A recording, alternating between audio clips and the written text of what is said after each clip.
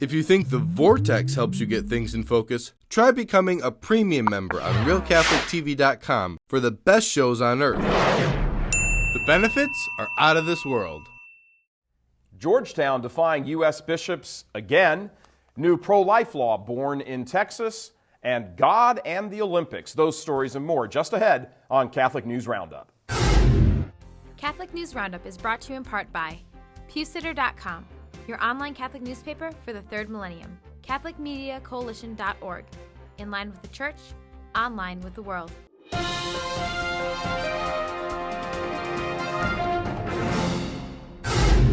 Hello and welcome to today's edition of Catholic News Roundup. I'm Michael Vorse, filling in for Matthew McAuliffe, who has the week off. Sebellius and Georgetown.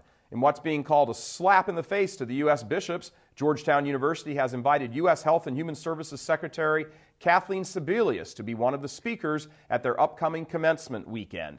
Sebellius is the Catholic in name only who instituted the now infamous HHS mandate requiring all Catholic institutions to pay for birth control coverage for employees' health insurance plans.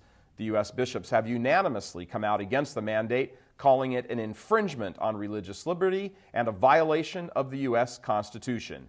Given that background, an appearance at Georgetown's commencement weekend is seen as a double insult to the U.S. hierarchy because they strictly forbid granting a Catholic stage to anyone who stands in defiance of Catholic Church teaching.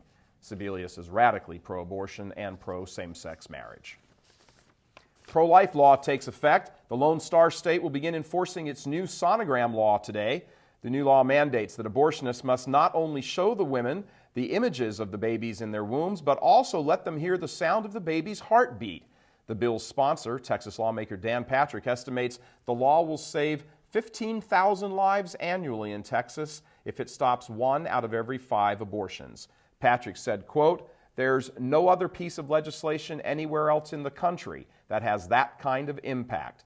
I don't take credit for it. It's God's hands." Doctors who refuse to comply with the new law could face a $10,000 fine, a criminal charge, and loss of their medical license.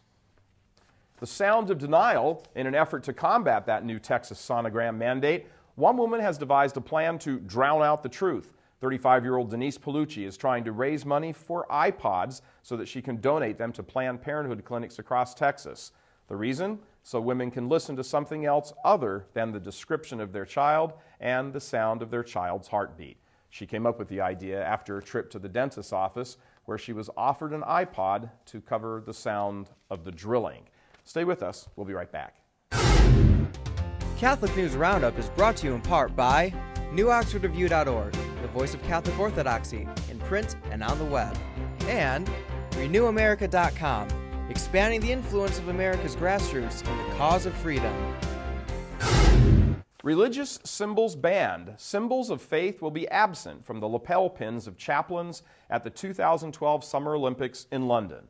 Organizers considered having all 9 religions represented in the Games on one pin, but decided against it to avoid offending people who only want to wear their own faith symbol. The head organizer is an Anglican priest who explained the politically correct decision, saying, quote, "We wanted something that people of all faiths could wear and feel comfortable with, and that showed the world's faiths coming together. If we want something that appeals to all faiths, it has to be neutral," end quote.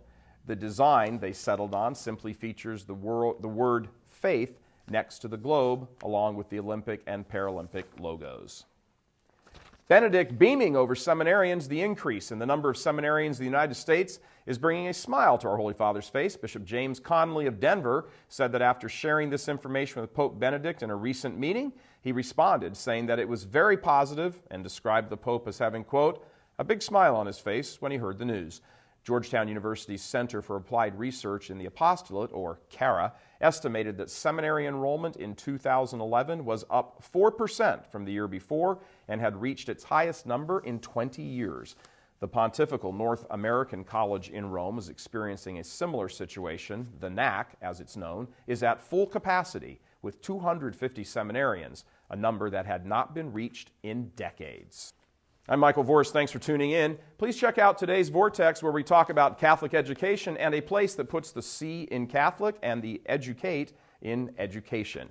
That's it for today. Please be sure and tune in tomorrow for all the latest right here on Catholic News Roundup. God bless you.